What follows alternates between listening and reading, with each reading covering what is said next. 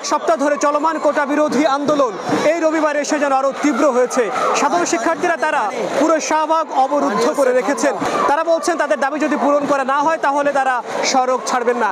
একই সঙ্গে দেশের বিভিন্ন প্রান্ত থেকে আমরা খবর পাচ্ছি সাধারণ শিক্ষার্থীরা সড়ক মহাসড়ক অবরোধ করেছেন। এই আন্দোলনে তারা নাম দিয়েছেন বাংলা ব্লকেড। অন্যদিকে সরকারের পক্ষ থেকে কোটা বাতিল কিংবা সংস্কারের কোনো ইঙ্গিত এখনো মেলেনি। সাধারণ শিক্ষার্থীদের এই আন্দোলন এখন কোন পথে কিংবা কত দূর যাবে সেটি প্রশ্ন। ধারণা করা হচ্ছিল এই রবি কিংবা সোমবারের ভেতরে সরকারের পক্ষ থেকে কোটা বাতিল কিংবা সংস্কারের বিষয়ে কোনো একটা সাড়া মিলবে, কিন্তু সেটি যখন আসলো না তখন এই আন্দোলন যেন আরো তীব্র হচ্ছে। আমি অমৃত মলঙ্গী গত কয়েকদিন ধরে এই কোটা বিরোধী যে আন্দোলন সেটি আমি দেখেছি এবং বিভিন্ন আন্দোলনের স্থলে আমি ছিলাম।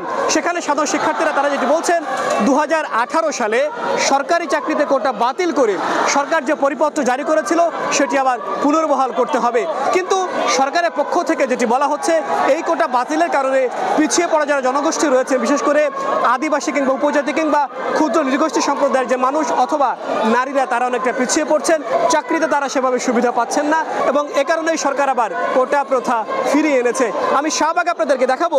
এই শাহবাগে অসংখ্য শিক্ষার্থী তারা জড়ো হয়েছেন এবং তারা কোটার বিরুদ্ধে মিছিল দিচ্ছেন, তারা স্লোগান তুলছেন এবং তারা বলছেন 2018 সালে কোটা ব্যবস্থা বাতিল করে সরকারের পক্ষ থেকে যে পরিপত্র জারি করা হয়েছিল সেটি যেন আবার ফিরিয়ে আনা হয় অথবা কোটা যেন সংস্কার করা হয়। কোটা সংস্কার করা হলে কতটুকু করা যেতে পারে, কত শতাংশ রাখা যেতে পারে সেটি নিয়ে তারা নানা ধরনের মতামত দিচ্ছেন। এই কোটা বিরোধী আন্দোলনে এখন পর্যন্ত আইন শৃঙ্খলা রক্ষাকারী বাহিনী কোনো ধরনের শক্তি প্রয়োগ করেনি। বিশেষ করে গত এক সপ্তাহের অবস্থা যদি আমরা বলি, এক সপ্তাহ আমি দেখেছি প্রশাসনের পক্ষ থেকে তেমন কোনো শক্তি প্রয়োগ করা হয়নি এবং এই রবিবার বিকেল থেকে সাধারণ শিক্ষার্থীরা যখন এই পুরো শাহবাগ তারা অবরুদ্ধ করে রেখেছেন তখনও তাদের সরাতে প্রশাসন কোনো ধরনের ব্যবস্থা গ্রহণ করেনি কিংবা কোনো শক্তি প্রয়োগ করেনি।